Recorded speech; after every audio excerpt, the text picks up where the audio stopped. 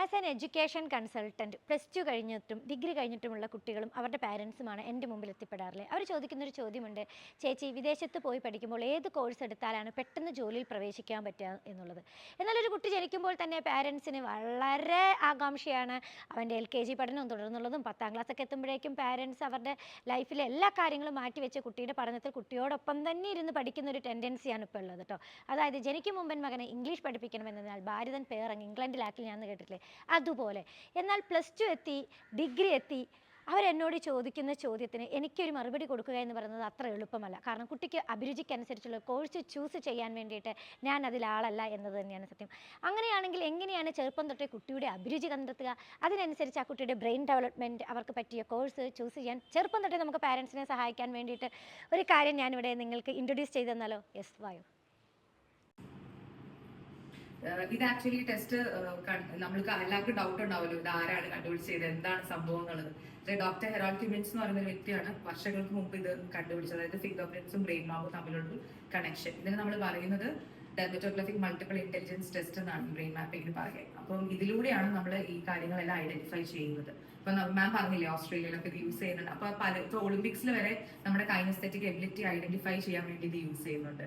അപ്പം നമ്മുടെ മക്കൾക്ക് ഇത് ഭയങ്കരമായിട്ട് ഹെൽപ്ഫുൾ ചെയ്യുന്നത് ഇതുപോലുള്ള പല ഡിസബിലിറ്റീസ് ഉണ്ടെങ്കിലോ, ഇല്ലെങ്കിൽ അവർക്ക് കരിയറിൽ ഒരു സ്റ്റക്ക് വരുമ്പോഴോ, അല്ലെങ്കിൽ എന്ത് ചെയ്യണം, ഇനി സ്വിച്ച് ചെയ്യണമെങ്കിൽ തന്നെ എന്ത് ചെയ്യണം, സൊസൈറ്റിനെ പേടിച്ചിട്ട് ചെയ്യാൻ മടിക്കുന്നവർക്കൊക്കെയാണ് ഏറ്റവും കൂടുതൽ ഇത് ഹെൽപ്പ് ആവുക. പിന്നെ നമ്മൾ ലൈഫ് സ്കില്ലൊക്കെ കൊടുത്ത് അവരെ, ലൈഫ് കോച്ചിങ് ഒക്കെ കൊടുത്ത് അവരെ ഡെവലപ്പ് ചെയ്തെടുക്കും. അതെ, ലേറ്റ് ആയിട്ടുണ്ടാവും. ആണ് കുട്ടികളുടെ കാര്യത്തിൽ എല്ലാവരും ഗൈഡ്, മാതാപിതാക്കൾ പ്രത്യേകം എന്നുള്ളതാണല്ലോ. അപ്പൊ സ്കൂളിലാണെങ്കിൽ ടീച്ചേഴ്സ്, വീട്ടിലാണെങ്കിൽ പാരന്റ്സ്. അപ്പൊ ഇതിന്റെ രണ്ടിന്റെ ഇടയിലാണ് നമ്മുടെ കുട്ടികൾ എന്ത് ചെയ്യുന്നത്, അവരുടെ സ്വഭാവ രൂപീകരണം നടക്കുന്നത് എന്ന് പറയുന്നത്.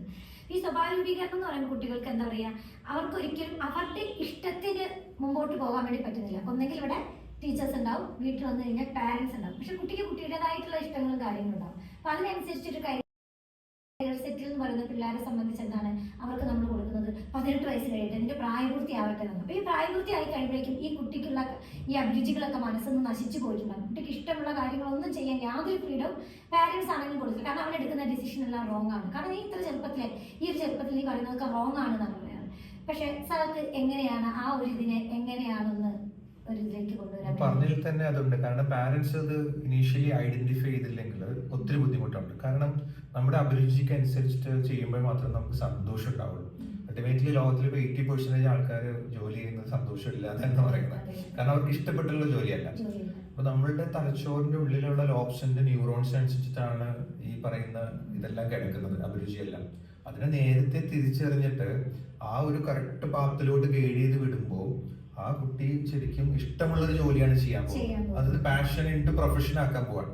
ഇതെല്ലാം ശരിക്കും നേരത്തെ പറഞ്ഞ ഒരു 40 വയസ്സായിട്ടാണ് ആൾക്കാർ തിരിച്ചറിയുക. അപ്പോഴത്തേക്ക് ഒത്തിരി വൈകി പോയിട്ടുണ്ടാകും. ഒത്തിരി ഒന്നിനു വേണ്ടുന്ന ഒരു പ്രൊമോഷൻസോ അല്ലെങ്കിൽ ഒരു ഹെൽപ്പിംഗ് ഹാൻഡ് കുട്ടിക്ക് അപ്പോഴേക്കും ഉണ്ടായിട്ടുണ്ടാവില്ല, കഴിഞ്ഞു പോയിട്ടുണ്ടാകും. ഒത്തിരി നല്ല ടൈം നമ്മുടെ കഴിഞ്ഞു പോയിട്ടുണ്ടാകും. നമ്മുടെ നാട്ടിലത്തെ തലമുറ എന്ന് പറയുന്നത്, അല്ലെങ്കിൽ നമുക്ക് നല്ലൊരു സിറ്റിസനെ ഇവിടെ കിട്ടാതെ വരുന്നത് എന്തുകൊണ്ടാന്ന് വെച്ചിട്ടുണ്ടെങ്കിൽ ചെറുപ്പം തൊട്ടുള്ള അഭിരുചിക്ക് അനുസരിച്ച് അവരെ വളർത്താത്തതുകൊണ്ടാണ്. ഇപ്പൊ എനിക്ക് ഈ ഭാഗത്ത് എറണാകുളത്താണെങ്കിലും ആ ഒരു ഗോകുലം ഗോശ്രീ പാലത്തിന്റെ അവിടെ കുറെ തട്ടുകടകളുണ്ട്. പക്ഷെ ഈ തട്ടുകടകളൊക്കെ നടത്തുന്നത് ആരാന്നറിയോ ശരിക്കും പറഞ്ഞിട്ടുണ്ടെങ്കിൽ ഇവിടെ തന്നെയുള്ള സൈബർ പാർക്കിൽ അവരൊക്കെ വർക്ക് ചെയ്യുന്ന കുട്ടികളാണ്. ആക്ച്വലി അവർക്ക് ചെറുപ്പം തൊട്ടേ ഇങ്ങനെ ഒരു ബിസിനസ് മൈൻഡ് കാര്യങ്ങളൊക്കെ ഉണ്ടായിട്ടും പക്ഷെ പണം സമ്പാദിക്കാൻ വേണ്ടി മാത്രമാണ് പലരും എന്താണ് ജോലി ചൂസ് ചെയ്യുന്നതും. അതിനനുസരിച്ചുള്ള കോഴ്സുകളാണ്. ഇപ്പൊ നഴ്സിംഗ് പഠിക്കുന്ന കുട്ടികൾക്ക് ചിലപ്പോൾ നഴ്സിംഗിനോട് താല്പര്യമൊന്നും കാണത്തില്ല. ഒരു ആള് നഴ്സിനെ എപ്പോഴാണെങ്കിലും നമുക്ക് നഴ്സിന് എപ്പോഴും മാരേജ് കമ്പോളത്തിൽ പോലും നല്ല വിലയുണ്ട്. എന്തുകൊണ്ടാണ്? അതിൽ ആ ഒരു പ്രൊഫഷൻ വെച്ച് അവർക്ക് പൈസ ഉണ്ടാക്കാം എന്നുള്ളതാണ്. ചിലപ്പോൾ ആ കുട്ടിക്ക് ആ ഒരു ഇത് ഇഷ്ടപ്പെട്ടിട്ടുണ്ടാവില്ല. പക്ഷെ ആ കുട്ടിക്ക് ഇഷ്ടപ്പെട്ട് കഴിഞ്ഞിട്ടുണ്ടെങ്കിൽ ഇപ്പൊ എന്റെ വീട്ടിൽ നിന്ന് എടുത്ത് പറയുകയാണെങ്കിൽ എന്റെ അനിയൻ ചാർട്ടേഡ് അക്കൗണ്ടന്റ്. അവൻ ആ ഒരു ഇഷ്ടം 10ാം ക്ലാസ് വരെ വലിയ മാർക്കൊന്നും വാങ്ങിയവനല്ല. പക്ഷെ 10 കഴിഞ്ഞ് +2 എത്തിപ്പിടിക്കാൻ പറഞ്ഞു ഞാൻ എനിക്ക് ഇഷ്ടമുള്ള പഠിക്കും, പഠിച്ചതിനകത്ത് അവൻ സക്സസ് ആയി. പക്ഷെ വേറെയുള്ള ആളുകൾ എടുത്ത് പറയുകയാണെങ്കിൽ എന്താണ് വീട്ടിൽ ഇങ്ങനെയുള്ള കോഴ്സ് ചൂസ് ചെയ്താൽ മതി, ഇത് പഠിച്ചാൽ മതി എന്ന് പറയുമ്പോൾ അവർ അതിനകത്ത് തന്നെ ഒതുങ്ങി പോവുകയാണ് ചെയ്യുന്നത്. അപ്പം സാർക്ക് എന്താണ് അതിനെപ്പറ്റി പറയാനുള്ളത്? അതായത് നമുക്ക് നമ്മുടെ കുട്ടിക്ക് ഇപ്പോൾ അഭിരുചി ഉണ്ട് എന്ന് പറഞ്ഞത്, ഈ അഭിരുചിക്ക് ശരിക്കും പറഞ്ഞാൽ കുട്ടീനെ വളർത്തിക്കൊണ്ടുവരണമെങ്കിൽ പാരന്റ്സും അവരെ സപ്പോർട്ട് ചെയ്യണം, അല്ലേ? അതാണ് ഈ സൈക്കോമെട്രിക് ടെസ്റ്റുകളുടെ ഒരു ഗുണം എന്ന് പറഞ്ഞു കഴിഞ്ഞാൽ അതിന്റെ ടെസ്റ്റ് റിസൾട്ട്സിൽ പാരന്റ്സ് ആയിട്ടാണ് ഇരിക്കുന്നത്, സയന്റിഫിക്കലി. അപ്പോ പാരന്റ്സും കുട്ടികളും ശരിക്കും ഒന്നിച്ചിരുന്നൊന്നും ഡിസ്കസ് ചെയ്യാത്തത് കൊണ്ട് തന്നെയാണ് ഈ പ്രശ്നങ്ങൾ വരുന്നത്. കാരണം പാരന്റ്സിന് ഇഷ്ടമുള്ളത് അവരെ അടിച്ചേൽപ്പിക്കുകയാണ് ചെയ്യുന്നത്. ശരിക്കും അവരുടെ അഭിരുചി തിരിച്ചറിഞ്ഞ് നമ്മൾ ഒന്നിച്ചിരുന്ന ഒരു ഡിസ്കഷൻ നടത്തുമ്പോൾ തന്നെ ഇതൊരു റിയൽ റിസൾട്ട് വരികയാണ്. അപ്പൊ കുട്ടീനെ മനസ്സിലാക്കിയിട്ടായിരിക്കും പിന്നീട് അവര് ഇത് ചെയ്യുക. അപ്പൊ ശരിക്കും നമ്മളിവിടെ കൗൺസിലിംഗിൽ വർക്ക് ചെയ്യുന്നതുകൊണ്ട് നമുക്കറിയാം, ഒരു 10-40 ലക്ഷം രൂപ കൊടുത്ത് വിദേശത്ത് UK വിട്ടിട്ട് 2 മാസം കഴിഞ്ഞ് സ്ട്രെസ്സും ഡിപ്രഷനൊക്കെ ആയിട്ട് വന്ന കുട്ടികൾ ഒത്തിരി ഉണ്ട്. ഒരു 40 lakhs ആണ് അവർക്ക് ശരിക്കും പൈസ അവിടെ പോയി എന്ന് വേണമെങ്കിൽ പറയാം. അവർ ഡിപ്രസ്ഡ് ആയി. ഇതൊക്കെ ഒഴിവാക്കി ചെറുപ്പത്തിൽ തന്നെ കാര്യങ്ങൾ അത് തന്നെ എനിക്ക് പറയാനുള്ളത്. ഇപ്പം എൻ്റെ അടുത്താണെങ്കിലും ഞാൻ ഏറ്റവും കൂടുതൽ കുട്ടികളെ വിദേശത്ത് പഠിക്കാൻ വിട്ടിട്ടുള്ള ഒരു വ്യക്തി എന്ന നിലയ്ക്ക് എനിക്ക് പറയാൻ പറ്റുന്ന ഒരു കാര്യം, പിള്ളേർക്ക് ഇഷ്ടമുള്ള ഒരു കോഴ്സ് ഒന്നുമല്ല. അവിടുത്തെ ഒരു ഷോർട്ടേജ് ഒക്യുപ്പേഷൻ എന്ന് പറയുന്നത് ഹെൽത്ത് കെയർ അസിസ്റ്റന്റ് ആണ്. അപ്പോൾ ഒരു ഗ്ലോബൽ ഹെൽത്ത് മാനേജ്മെന്റ് അങ്ങനെയുള്ള കോഴ്സ് എടുത്ത് കുട്ടികൾ ചൂസ് ചെയ്ത് പോകുമ്പോൾ അത് വെച്ച് അവർക്ക് പണം ഉണ്ടാക്കുക എന്നുള്ളതല്ല, അത് അവരുടെ വർക്കിലൊട്ടും സാറ്റിസ്ഫൈഡ് അല്ല. അവരവരുടെ കാര്യങ്ങളെല്ലാം മനസ്സിൽ ഒതുക്കി പിടിച്ചിരിക്കുകയാണ്. പിന്നെ അവിടെ എത്തിക്കഴിഞ്ഞിട്ട് ഒന്നെങ്കിൽ അവർ കോഴ്സ് സ്വിച്ച് ചെയ്യുക, അല്ലെങ്കിൽ വേറൊരു രാജ്യത്തേക്ക് മൈഗ്രേറ്റ് ചെയ്യുക. അതെല്ലാ കുട്ടികൾക്കും പറ്റിയെന്നുമില്ല. അപ്പോൾ ശരിക്കും പറഞ്ഞാൽ നമ്മുടെ തലമുറ അവിടെ എന്താണ് നശിച്ചു പോവുകയാണ് ചെയ്യുന്നത്, അല്ലേ? നമുക്ക് പറ്റാതിരുന്ന പലതും നമ്മൾ നമ്മുടെ മക്കളിലൂടെ നേടിയെടുക്കുക എന്നുള്ള പാരൻസിന്റെ പിടിവാശിയാണ് മക്കൾക്ക് ഇഷ്ടമുള്ളത് ചൂസ് ചെയ്യാൻ വേണ്ടിയിട്ട് അവർക്ക് പറ്റാതെ വരുന്നത്. നമ്മൾ സ്ട്രെസ് ആണ് ക്രിയേറ്റ് ചെയ്യുന്നത്. ശരിക്കും നമുക്ക് ഇഷ്ടമില്ലാത്ത കാര്യം നമുക്ക് സ്ട്രെസ് വരും. സ്ട്രെസ് വന്നു കഴിഞ്ഞാൽ നമുക്ക് അതൊരു ഒരുപാട് അസുഖങ്ങളിലോട്ട് മാറുകയാണ്. ഇപ്പൊ ഇക്കാലത്ത് ആരും ഹാപ്പി അല്ല എന്ന് പറയുന്നത് എന്തുകൊണ്ടാണ്? അവർക്ക് ഇഷ്ടമുള്ള കാര്യമല്ല അവർ ചെയ്യുന്നത്, അവർ കേൾക്കുന്നതല്ല. അപ്പൊ നമ്മള് psychology is study of the behaviour, and behaviour is A reaction of individual particular environment. നമ്മൾ നിൽക്കുന്ന എൻവയോൺമെന്റിനാണ് നമ്മുടെ സ്വഭാവം വരിക. ഞാനൊക്കെ പഠിച്ചിരുന്ന കാലത്ത് 6ാം ക്ലാസ് ആയപ്പോൾ എന്നെ നേരെ കൊണ്ടുപോയി 1ാം ക്ലാസ് ചേർത്ത് കിട്ടുകയത്. അന്ന് തൊട്ട് അമ്മ വൈകുന്നേരം വന്നാൽ ചോദിക്കുക എന്താ അറിയോ, നീ എന്ത് പഠിച്ച് എന്തൊക്കെയാ സ്കൂളിൽ പഠിപ്പിച്ച കാക്കേന്റെയും പൂച്ചേന്റെയും പാട്ടും കഥകളൊക്കെ ഞാൻ അമ്മയ്ക്ക് പറഞ്ഞു കൊടുക്കുന്നത്. പക്ഷെ ഞാൻ പഠിക്കാൻ പഠിച്ചായിരുന്നു. എന്നോട് സ്ലേറ്റ് നിറയെ ആ എഴുതി കൊണ്ടുവരാൻ പറഞ്ഞാൽ ഞാൻ പിറ്റേ ദിവസം അപ്പം സ്ലേറ്റ് വലിയൊരു ആ എഴുതി വെച്ച് മാത്രമേ ആയിരിക്കും. പക്ഷെ ഇന്ന് അങ്ങനെയല്ല. LKG തൊട്ടേ പാരൻസ് എന്താണ്, ദൈവമേ സ്കൂളിൽ വിട്ട് വരാൻ സമയമില്ല, എന്ത് കഴിച്ച് ഏത് കഴിച്ച് എന്തൊക്കെ കാര്യങ്ങൾ എത്ര കാര്യങ്ങൾ കമ്പയർ ചെയ്യും പാരൻസ് എപ്പോഴും. ഈ ഇതുപോലത്തെ ഈ ഒരു ഏജിലുള്ള കുട്ടി വീട്ടിൻ്റെ അടുത്തോ അല്ലെങ്കിൽ ക്ലാസ്സിലുണ്ടെങ്കിൽ PTA മീറ്റിങ്ങിനൊക്കെ പോയി കഴിഞ്ഞ് പാരൻസ് അങ്ങോട്ടും ഇങ്ങോട്ടും അവരുടെ മക്കളെ കമ്പയർ ചെയ്തിട്ടുള്ള ഒത്തിരി ഡിസ്കഷൻസ് ആണ്. അതായത് പാരൻസ് ഭയങ്കര ബോധേഡാണ് അവരുടെ മക്കളുടെ കാര്യത്തിൽ. നമുക്ക് എന്തല്ല പാരൻസിന് എന്തൊക്കെ മിസ്റ്റേക്ക് പറ്റിയിട്ടുണ്ടോ അതൊന്നും മക്കൾക്ക് പറ്റരുത് എന്നുള്ള സ്പെഷ്യൽ കൺസേൺ എല്ലാ പാരൻസിനും. കടം വാങ്ങിയിട്ടൊക്കെയാണ് ഇംഗ്ലീഷ് മീഡിയം സ്കൂളിലൊക്കെ കുട്ടികൾ വിട്ടു പഠിക്കുക. പക്ഷെ അതിൻ്റെ ഒന്നും ആവശ്യമില്ല. കുട്ടിയുടെ അഭിരുചി എന്താണോ അതിനനുസരിച്ച് അവരെ നമുക്ക് ബിൽഡ് ചെയ്യാൻ വേണ്ടി സാധിക്കും. അങ്ങനെയാണെങ്കിൽ നിർവ്വഹണ ലൈഫിന് അതിന് എത്രത്തോളം നമ്മളെ ഹെൽപ്പ് ചെയ്യാൻ പറ്റുന്നത് ശരിക്കും. എങ്ങനെയാണ് നിങ്ങൾ ഇത് എങ്ങനെയാണ് കുട്ടികളെ ഗൈഡ് ചെയ്യുന്നത്, എങ്ങനെയാണ് ഐഡന്റിഫൈ ചെയ്യുന്നത്? നമ്മൾ ആക്ച്വലി ഓരോ കുട്ടികൾ ഇവിടെ വരുമ്പോഴും പാരന്റ്സ് കൊണ്ടുവരുന്ന സമയത്തോ അല്ലെങ്കിൽ ചിലപ്പോൾ പിള്ളേർക്ക് ലേണിംഗ് ഡിസബിലിറ്റീസ് ഉണ്ടാകും, അല്ലെങ്കിൽ അവർക്ക് മടിയാണ്, അല്ലെങ്കിൽ ചെയ്യാൻ താല്പര്യമില്ല, എഴുതാൻ മടിയാണ്, സ്കൂളിൽ പോകാൻ മടിയാണ്, അങ്ങനത്തെ പല കാരണങ്ങളും റീസൺസ് കൊണ്ടാണ് വരും. നമ്മൾ ഇവർക്ക് ഒരു അനാലിസിസ് എന്നുള്ള രീതിയിൽ ഇവിടെ ബ്രെയിൻ മാപ്പിംഗ് ടെസ്റ്റ് ആണ് നമ്മൾ പ്രൊവൈഡ് ചെയ്യുന്നത്. അപ്പോൾ അത് ചെയ്യുമ്പോൾ ഒരു കുട്ടിയുടെ അല്ലെങ്കിൽ ഒരു വ്യക്തിയുടെ SWOT അനാലിസിസ് ആണ്. അവരുടെ strength, weakness, opportunity and threat ആണ് നമ്മൾ ഐഡന്റിഫൈ ചെയ്യുക. അപ്പോൾ അവർക്ക് വേണ്ട എബിലിറ്റീസും കപ്പാസിറ്റിയും ബ്രെയിനിന് എത്രത്തോളം ലോബിൽ അത് ഇൻഫ്ലുവൻസ്ഡ് ആണ്, അതേപോലെ അവരുടെ അതിനനുസരിച്ചുള്ള കോഷ്യന്റിനല്ല IQ ആയിക്കോട്ടെ, ക്രിയേറ്റീവ് ആയിക്കോട്ടെ, കൈനസ്തെറ്റിക് എബിലിറ്റീസ് ആയിക്കോട്ടെ, ഇതെല്ലാം ഐഡന്റിഫൈ ചെയ്ത് ഇതിനെ ബേസ് ചെയ്ത് അവർക്കൊരു കറക്റ്റ് ചെയ്യാൻ വേണ്ടി കറക്റ്റ് ചെയ്യാനായിട്ട് നമ്മൾ ഹെൽപ്പ് ചെയ്യണം. അപ്പോൾ അവർക്കൊരു കരിയർ പാത്ത് കിട്ടുകയാണ്. ഒരു 4 വയസ്സ് തൊട്ടാണല്ലോ തുടങ്ങുന്നത്. ഈ 4 വയസ്സിൽ എത്രത്തോളം ആ കുട്ടീന്റെ നമുക്കെന്ന് വെച്ചിട്ടുണ്ടെങ്കിൽ ഈ 4 വയസ്സുള്ള കുട്ടി എന്ന് പറയുമ്പോൾ പുള്ളി വീട്ടുകാരുടെ സംരക്ഷണത്തിൽ സ്കൂളിൽ പോയി കഴിഞ്ഞാൽ വീടിനേക്കാൾ കൂടുതൽ അവർ സ്കൂളാണ് 24 hours എന്ന് പറയുമ്പോൾ അത് കുറഞ്ഞ ടൈം മാത്രമേ അവര് വീട്ടിലുണ്ടാകത്തുള്ളൂ. അപ്പൊ എങ്ങനെയായിരിക്കും അങ്ങനെ ഒരു കുട്ടീനെ നിങ്ങൾക്ക് ഐഡന്റിഫൈ ചെയ്യാൻ കുറഞ്ഞ സമയം ഉണ്ടെങ്കിൽ നിങ്ങൾ ആക്ച്വലി നമ്മൾ പറയാം, അമ്മയുടെ വയറ്റിലായിരിക്കുന്ന സമയത്ത് 13th വീക്ക് ഓഫ് പ്രഗ്നൻസി തൊട്ട് ബ്രെയിൻ ഡെവലപ്പ് ആവുന്നതിനൊപ്പം പാരലലി ഡെവലപ്പ് ആവുന്നതാണ് ഫിംഗർ പ്രിന്റ്സും. അപ്പൊ അതുകൊണ്ടാണ് ഇത് തമ്മിലുള്ള ഒരു കണക്ഷൻ വരുന്നതും.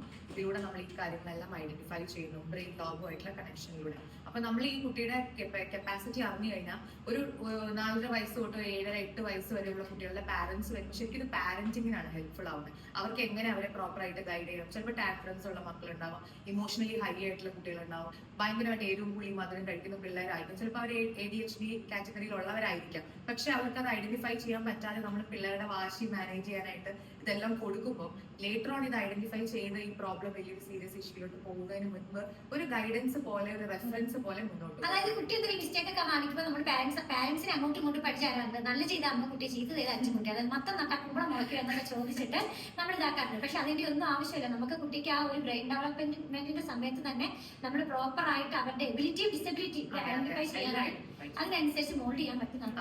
അതെ, അത് മാത്രമല്ല, ഒരു 10 വയസ്സൊക്കെ ആകുമ്പോഴേക്കും നമ്മുടെ പേഴ്സണാലിറ്റി ഫോർമേഷൻ തുടങ്ങുന്ന ഒരു പ്രായം, ടീനേജിലേക്ക് കടക്കുന്ന പ്രായങ്ങളൊക്കെ ആകുമ്പോൾ ഇവരുടെ പേഴ്സണാലിറ്റിക്ക് ഒരുപാട് ഇമ്പോർട്ടൻസ് ഉണ്ട്. അപ്പൊ ഇവരുടെ പേഴ്സണാലിറ്റി അറിയുകയാണെങ്കിൽ, നമ്മൾ ചില പിള്ളേർ പറയാറില്ലേ ഒറ്റയ്ക്ക് ഇരിക്കുന്ന ഇഷ്ടം, ചിലപ്പോൾ നമ്മൾ ജഡ്ജ് ചെയ്യും അവർ ഇൻട്രോവേർട്ട് ആണ് എന്ന്. ചിലപ്പോൾ ഇൻട്രോവേർട്ട് ആയിരിക്കില്ല, ചിലപ്പോൾ പ്രൈവസി ഇഷ്ടപ്പെടുന്ന മക്കളായിരിക്കണം എന്നേ ഉള്ളൂ, ഇൻട്രോവേർട്ട് ആവണമെന്നില്ല. ചിലപ്പോൾ നമ്മൾ പറയില്ലേ സോഷ്യൽ ആൻസൈറ്റി ഉള്ള കുട്ടികളായിരിക്കും, ഒരു പുറത്തേക്ക് പോയി മിങ്കിൾ ചെയ്യാൻ താല്പര്യമില്ല അവർക്ക്. നമ്മളൊക്കെ എന്തോരം എസ്പെഷ്യലി എനിക്ക് തോന്നിയിട്ട് നമ്മൾ മലയാളീസ് എന്താണ് നമുക്ക് വേണ്ടിയല്ല ജീവിക്കുന്നത്. മറ്റവർ പറയുന്ന ഡ്രസ്സ്, അതായത് ഒരു കുട്ടി ഒരു ഷോർട്ട് ഡ്രസ് ഇട്ട് പോലെ തന്നെ അവരുടെ മാർക്കോ കാര്യങ്ങളൊക്കെ അവർ പറയുമ്പോൾ സമൂഹത്തിനെ പേടിച്ചിട്ടാണ് പലരും ചെയ്യുന്നത്, കുട്ടികൾ മോൾഡ് ചെയ്തെടുക്കുന്നത്. ഇവൻ ഞാനാണെങ്കിൽ പോലും മോളൊരു സ്ലീവ്ലെസ് ഡ്രസ് ഇട്ടാലോ അങ്ങനത്തെ കാര്യങ്ങൾ പറയുമ്പോൾ അയൽക്കാരെ കൊണ്ട് പറയിപ്പിക്കരുത് എന്നാണ് പറയാം. അവരുടെ ഇഷ്ടത്തിന് നമ്മൾ ഒരിക്കലും അവരെ എന്ത് ചെയ്യുന്നില്ല, ജീവിക്കാൻ സമ്മതിച്ചില്ല. പക്ഷെ കാലം മാറി കഥ മാറി. അതെ അതെ, സത്യം. പേഴ്സണാലിറ്റി ഐഡന്റിഫൈ ചെയ്ത ഈ ടീനേജിലോട് കടക്കുമ്പോൾ ഒരുപാട് പ്രശ്നങ്ങൾ നമുക്ക് മാനേജ് ചെയ്ത് കൊണ്ടുപോകാൻ പറ്റും. അതേപോലെ കരിയറിലേക്ക് ഈ 10th എത്തുമ്പോൾ അൺവാണ്ടഡ് ആയിട്ടുള്ള പാരന്റ്സിന്റെ ടെൻഷൻ, പിള്ളേർക്ക് കൊടുക്കുന്ന സ്ട്രെസ് ഒരുപാട് മക്കളോട് വരാറുണ്ട്.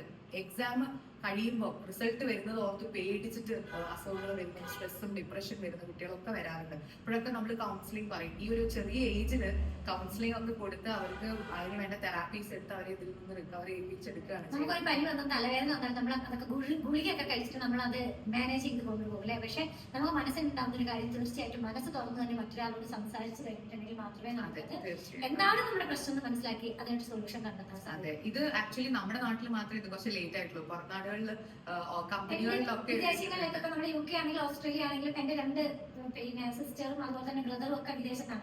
അവരുടെയൊക്കെ സ്കൂളിൽ MSW സോഷ്യൽ വർക്കേഴ്സ് ഉണ്ട്. അവർ ഈ കുട്ടിയുടെ ഡിസേബിലിറ്റി എന്താണെന്ന് മനസ്സിലാക്കി അവർക്ക് വേണ്ടുന്ന പ്രോപ്പർ കൺസൾട്ടേഷനും അതുപോലെ തന്നെ അവർക്ക് വേണ്ടുന്ന പാമ്പറിംഗും സ്പെഷ്യൽ അറ്റൻഷൻസ് ഒക്കെ കൊടുക്കുന്നു. പക്ഷെ നമ്മുടെ നാട്ടിൽ ഇത് കുറവാണ്. അവിടെ ഓർഗനൈസേഷനിൽ റിക്രൂട്ട്മെന്റ് സ്റ്റേജിൽ ഈ ഇത് ടെസ്റ്റ് ചെയ്യുന്നുണ്ട്, ആപ്റ്റിറ്റ്യൂഡ് ടെസ്റ്റ് ആയിട്ട് ബ്രെയിൻ മാപ്പിംഗ് ചെയ്യുന്നുണ്ട്.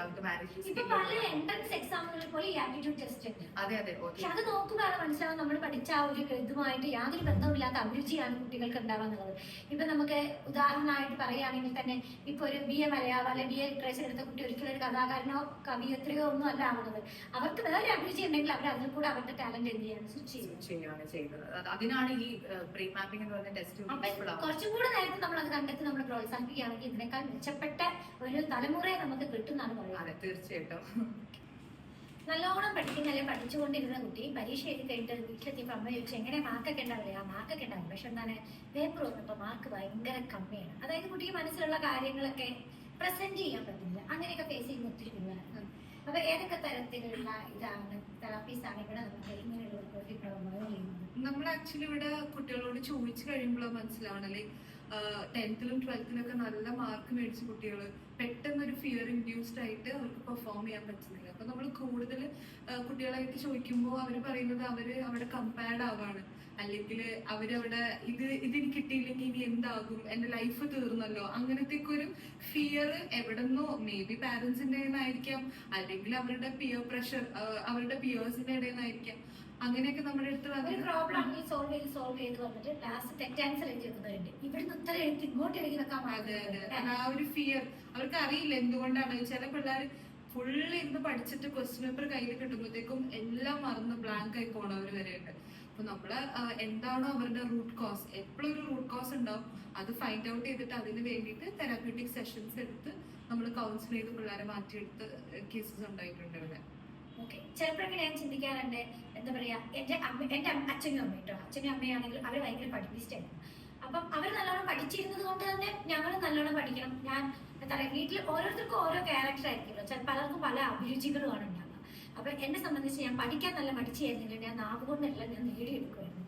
അപ്പം എന്നെ എപ്പോഴും ഈ മാർക്കിന്റെ പേരിൽ ബാക്കിയുള്ളവരായിട്ട് കമ്പയർ ചെയ്യുമ്പോൾ ഞാൻ പറഞ്ഞിട്ടുള്ള ഒരു കാര്യമുണ്ട്, അമ്മേൻ്റെ അടുത്തും അച്ഛൻ്റെ അടുത്തും ആണെങ്കിൽ ലൈഫിലെ സക്സസ് എന്ന് പറയുന്നത് എഴുതി വെക്കുന്ന മാർക്കിന് മാത്രമൊന്നുമല്ല.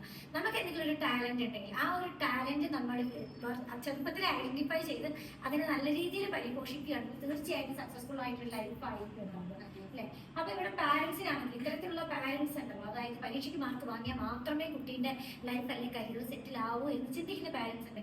ഇതുപോലുള്ള പാരന്റ്സിനെ എങ്ങനെ നിങ്ങൾ ഹാൻഡിൽ ചെയ്യുന്നത്? നമ്മൾ ചില സമയത്ത് കുട്ടീനോട് ചോദിച്ച് മനസ്സിലാക്കുമ്പോൾ അറിയുന്നത് കുട്ടിക്ക് ആക്ച്വലി അങ്ങനെ പ്രത്യേകിച്ച് പ്രശ്നങ്ങളൊന്നും ഇല്ല. പാരന്റിങ് ആണ് ആക്ച്വലി അവിടെ റോങ് ആയിരിക്കണം. ഇനി പാരന്റ്സ് തമ്മിലുള്ള ഇൻഡിഫറൻസസ് ആണ് വരുന്നത്. ഒരു ഫാദർ ഒന്ന് പറയും, മദർ വേറെ ഒന്ന് പറയും. അതെ, ശരിക്കും ഞാൻ ചിന്തിച്ചിട്ട് 10ാം ക്ലാസ്സിൽ പഠിക്കുന്ന കുട്ടിയുടെ അമ്മയുണ്ടല്ലോ, വീട്ടിൽ നിന്ന് പുറത്തിറങ്ങില്ല എന്ന് മാത്രം ഒരു ഫംഗ്ഷൻ ഒന്നും അറ്റൻഡ് ചെയ്യില്ല. കാരണം ഈ 10ാം ക്ലാസ് ആണ് കുട്ടിയുടെ ഭാഗം നിർണ്ണയിക്കുന്നത്. 10ൽ മാർക്ക് കുറവാണെങ്കിൽ അപ്പം അടുത്ത് പറഞ്ഞില്ല, +2 എങ്കിൽ 2 പോകണം, ഇനി പാസ്സായാലും ഇതിന്റെ കാര്യം കട്ടപ്പോകയാണ്. ആക്ച്വലി 10ഉം +2 ഒന്നും അല്ല, അതിന് മുമ്പേ നമ്മൾ നല്ല ഗൈഡൻസ് കൊടുക്കണം. നമുക്ക് മനസ്സിലാവും നമ്മുടെ കുട്ടി ഏതിലാണ് ശോഭിക്കാൻ പോകുന്നത് മനസ്സിലാവും. അപ്പൊ നമുക്ക് ഓവറായിട്ട് കുട്ടികളെ എന്ത് ചെയ്യേണ്ട ആവശ്യം, ഒരു സ്ട്രെസ് കൊടുക്കേണ്ട പ്രഷർ ആവശ്യം. ചെയ്യണ്ട. അവർ ഓട്ടോമാറ്റിക്കലി ഒരു ബബിള് ക്രിയേറ്റ് ചെയ്തിട്ട് അവർ ആ ബബിളിന്റെ ഉള്ളിൽ പിള്ളേരെ പിടിച്ചിരുത്തും. അപ്പൊ ഓട്ടോമാറ്റിക്കലി അവർക്ക് ആ ഒരു ചുറ്റുമുള്ളതേ അവർക്ക് ലോകമായിട്ട് കാണുന്നുള്ളൂ. അപ്പൊ എന്തെങ്കിലും ഫെയിലിയർ ആ ബബിളുടെ ഉള്ളിൽ വന്നു കഴിഞ്ഞാൽ അവരുടെ ഉള്ളിൽ പോകുന്നത് എന്റെ ലൈഫ് തീർന്നു, എന്റെ ലൈഫ് എന്റെ, അങ്ങനെ സൂയിസൈഡ് അറ്റംപ്റ്റ് വരെ നടത്തിയ പിള്ളേർ ശരിക്കും 10ാം ക്ലാസ്സും +2 റിസൾട്ട് വന്നിട്ട് ഒത്തിരി പിള്ളേർ സൂയിസൈഡ് അറ്റംപ്റ്റ് ഒക്കെ നടത്തിയത്. പക്ഷെ അതിന്റെ ആവശ്യമില്ല. നമ്മൾ അതിന് മുമ്പേ നമ്മൾ അത് തിരിച്ചറിഞ്ഞിട്ട് നമ്മൾ അവർക്കൊരു പ്രോപ്പർ ഗൈഡൻസ് കൊടുത്തിട്ടുണ്ടെങ്കിൽ ആക്ച്വലി നമ്മുടെ ലൈഫും ഹാപ്പിയാണ്, അവരുടെ ലൈഫും ഹാപ്പിയാണ്. നമ്മൾ അങ്ങനത്തെ കേസിൽ ഒരു കപ്പിൾ കൗൺസിലിംഗ് കൊടുക്കും പേരൻസിന് വേണ്ടിയിട്ട്. അവരെ ഒന്ന് ഒരേ പേസിലേക്ക് കൊണ്ടുവരാൻ, എങ്ങനെ കറക്റ്റ് ആയിട്ട് കുട്ടീനെ ഗൈഡ് ചെയ്യണമെന്ന് അവരെ ഒന്ന് പറഞ്ഞ് മനസ്സിലാക്കിക്കാൻ വേണ്ടി നമ്മൾ കപ്പിൾ പിന്നെ കൗൺസിലിംഗ്. ഇന്നത്തെ പഠന രീതി ആകെ മാറി. പണ്ടത്തെ പോലെ നമ്മൾ കാണാപ്പാടം പിടിച്ച് എഴുതി വെക്കുന്ന രീതിയൊക്കെ മാറി. ഇപ്പൊ വിദേശങ്ങളിലാണെങ്കിലും ഓരോ 5 കുട്ടികൾക്കും ഒരു കൗൺസിലർ എന്ന നിലവിലുണ്ട്. അപ്പൊ അവര് ചെയ്യുന്ന എന്താന്ന് വെച്ചിട്ടുണ്ടെങ്കിൽ ആ കുട്ടിയുടെ പഠനത്തിനേക്കാളൊക്കെ ഇമ്പോർട്ടൻസ് കൊടുക്കുന്നത് ആ കുട്ടിയുടെ ക്യാരക്ടർ. കാരണം നല്ല ക്യാരക്ടർ ഉണ്ടെങ്കിൽ നമുക്കൊരു നല്ല രാജ്യത്തെ, ഇപ്പൊ നമ്മുടെ ഒരു രാജ്യത്തിന്റെ നെടുന്തൂട് എന്ന് പറയുന്നത് അവിടുത്തെ പൗരന്മാരാണ്. അപ്പൊ വിദേശങ്ങളിലൊക്കെ ഇത് ഐഡന്റിഫൈ ചെയ്തിട്ട് എന്താണ്, അവർക്ക് ഇപ്പോഴേ അവരെന്താണ് പ്രോപ്പറായിട്ട് 4 വയസ്സ് കഴിഞ്ഞ കുട്ടി സ്കൂളിൽ പോയിട്ട് ഈ കൗൺസിലർ ചോദിക്കുകയാണ് എന്താണ് നിന്റെ പാരന്റ്സ് നിന്നോട് ചെയ്യുന്നത്, അടിച്ചു എന്നൊക്കെ പറഞ്ഞപ്പോൾ യുകെയിലൊക്കെ ഇപ്പൊ ഭയങ്കരമായിട്ടുള്ള കാര്യങ്ങൾ ഇത് നടന്നുകൊണ്ടിരിക്കുക കേട്ടോ. 4.5 വയസ്സുള്ള കുട്ടി പറഞ്ഞു എന്നെ അമ്മ അടിച്ചു. അന്ന് അവിടെ പാരന്റ്സിനെ വിളിക്കുകയാണ്, അവരെ കൊണ്ട് ഫൈൻ അടപ്പിക്കുകയാണ്. കാരണം ആ രീതിയിലല്ല നമ്മളെ ടേക്ക് കെയർ ചെയ്യേണ്ടത് എന്നാണ് അവരാണെങ്കിൽ. പക്ഷെ നമ്മുടെ നാട്ടിൽ ഇപ്പോഴും ഇതൊന്നും ഐഡന്റിഫൈ ചെയ്തിട്ടില്ല എന്നുള്ളതാണ് വളരെ വേദനാജനകമായ ഒരു സത്യം എന്ന് പറയുന്നത്. അപ്പൊ നിങ്ങൾക്ക് ഈ ഒരു എന്താണ് നിർമ്മാണ ലൈഫ് പാത്തിലൂടെ നമുക്ക് നല്ലൊരു തലമുറയെ, നല്ലൊരു കുട്ടീനെ, ഒരു happy life, happy parenting life ആണെങ്കിലും കുട്ടിക്ക് വാർത്തെടുക്കാൻ വേണ്ടി പറ്റും. അപ്പൊ ഇവരുടെ സർവീസ് ഓൺലൈനായിട്ടും ഓഫ്ലൈനായിട്ടുമാണ്. നിങ്ങൾക്ക് കൂടുതൽ എന്തെങ്കിലും ഡീറ്റെയിൽസ് അറിയണമെങ്കിൽ ഒന്ന് DM ചെയ്താൽ മതി. ഞാൻ കൊളാബ് ചെയ്യുന്ന സമയത്ത് DM ചെയ്താൽ മതി. For more details please contact us. Thank you so much. Bye. നമ്മുടെ ഈ സർവീസ് ഗ്ലോബലി എല്ലായിടത്തും, ലോകത്തിലുള്ള എല്ലാം ഒരുപാട് ക്ലൈൻറ്റ്സ് നമുക്കുണ്ട്. അപ്പം എല്ലാവരും ചോദിക്കുന്നത് ഓൺലൈനായിട്ട് ഓഫ്ലൈനായിട്ട് കൊടുത്താലും നിങ്ങൾ കണ്ടിന്യൂസ് ഫോളോ അപ്പ് എന്നുള്ള രീതിയിൽ നമ്മൾ ചെയ്ത് കൊടുക്കുക. ലൈഫ് സ്കിൽ ട്രെയിനിങ്സ് കൊടുക്കുകയാണ്. സർട്ടിഫൈഡ് ആയിട്ടുള്ള ലൈഫ് സ്കിൽ പ്രോഗ്രാംസ് അറേഞ്ച് ചെയ്ത് കൊടുക്കുക. വെബിനാർസ് ക്രിയേറ്റ് ചെയ്യുക. പാരന്റിങ് വെബിനാർസ് എടുക്കാറുണ്ട്, ഇമോഷണൽ വെബിനാർസ് എടുക്കാറുണ്ട്, സ്റ്റഡീസ് കറക്റ്റ് ചെയ്യാനുള്ള കരിയർ കൗൺസിലിംഗ് വെബിനാർസ് എടുക്കാറുണ്ട്. അപ്പം അങ്ങനെയുള്ള പലതരത്തിലുള്ള പ്രോഗ്രാംസും ഇതിന് ആഡ് ഓൺ ആയിട്ട് നമ്മളിവിടെ ചെയ്ത് കൊടുക്കുക. അത് സെക്കൻഡ് ലൈഫ് സ്കിൽ ട്രെയിനിങ്സ് ആണെങ്കിൽ സെക്കൻഡ് സാറ്റർഡേസ് ആൻഡ് സൺഡേസും 4th സാറ്റർഡേസ് ആൻഡ് സൺഡേസും ആണ് ഉണ്ടാവുക. ഒരു സാറ്റർഡേ ആൻഡ് സൺഡേ ഡയറക്റ്റ് ആണെങ്കിൽ മറ്റത് ഓൺലൈൻ ആയിരിക്കും. അങ്ങനെയാണ് നമ്മൾ 6 hours ഒരു programme.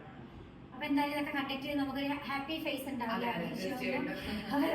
Thank you so much. Thank you.